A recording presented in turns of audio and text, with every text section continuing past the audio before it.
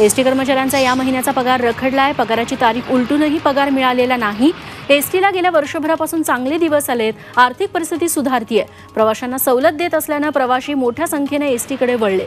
मात्र एसटी महामंडळाने मागणी केलेले 327 कोटी राज्य सरकारकडून न मिळाल्याने एसटी कामगारांचा पगार रखडलाय। मालेगावच्या चंदनपुरी इथल्या वीज वितरण कंपनीच्या कार्यालयाला ग्रामस्थांनी टाळं ठोकलं। अनेक खांब रस्त्यावर आहेत, विद्युत तारा जीर्ण झाल्यात, नागरिकांच्या जीवाला धोका निर्माण झालाय। त्यामुळे संतप्त ग्रामस्थांनी रोष व्यक्त करत आंदोलन केलं। लेखी आश्वासनानंतर हे आंदोलन मागे घेण्यात आलं।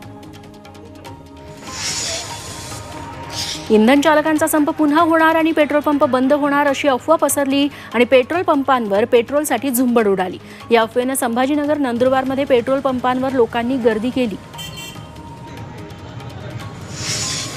पुणे शहरात 913 ठिकाणी कचऱ्याची समस्या निर्माण झाली आहे। वाढती हद्द, लोकसंख्या, कचरा संकलनासाठी अपुरी व्यवस्था यामुळे अनेक भागात कचरा फेकला जातोय।